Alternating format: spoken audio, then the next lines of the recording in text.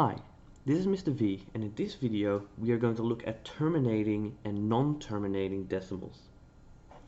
So what I want to show you is these two versions of decimals, and then generalize that to our rational and irrational numbers.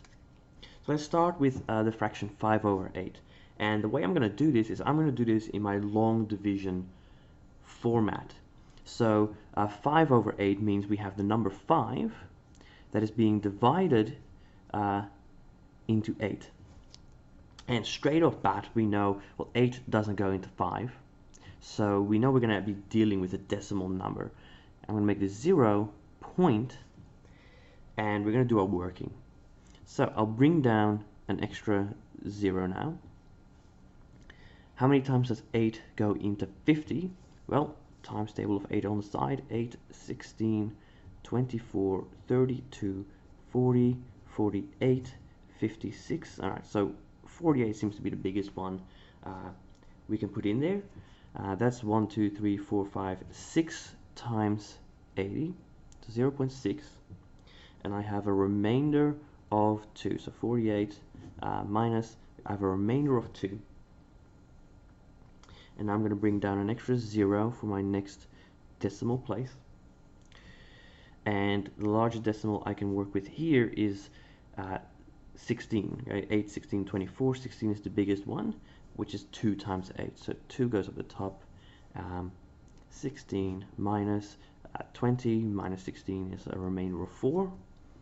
Next decimal place, bring in a 0. 40. How many times does 8 go into 40? 1, 2, 3, 4. Exactly 5 times. So 5, 40, and we have a remainder of 0. Now this is important. Remainder of 0 means we're done, and that makes this number here a terminating decimal because it ends. And you can do this with any. You can look at this with any terminating decimal, and you'll find that all terminating decimals, so all of them are rational. Okay, any decimal number is a rational number, and any terminating decimal is a rational number.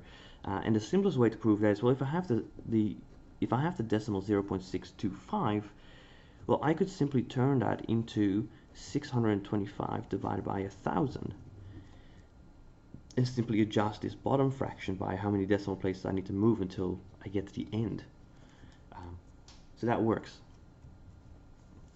Now this fraction over here is not a terminating decimal. It works a bit differently. So let's do our long division again there. So we have 7 going into 12. And again, we can't quite do that, so we'll go straight into our decimals, and I'll bring in an extra 0. 12 into 70.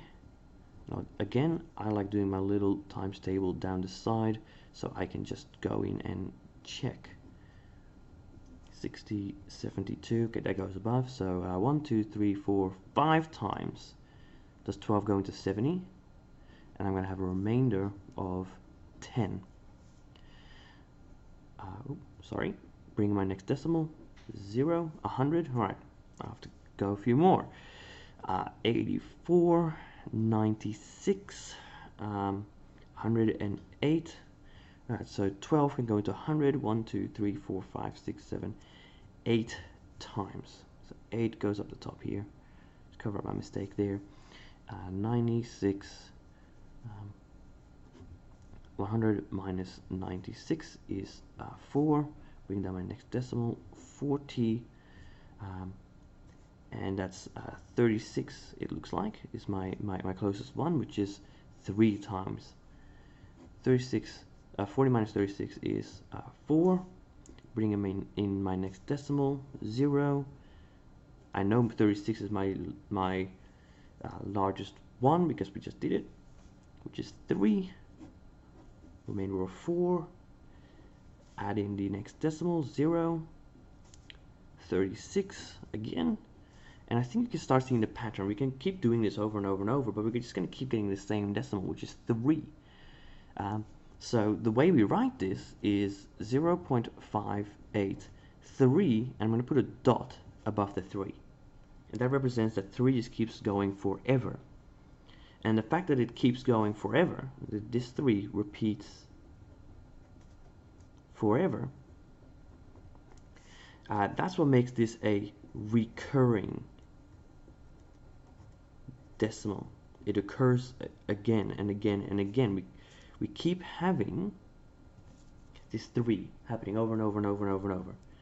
And this takes a little bit longer to prove, but again, all of these are rational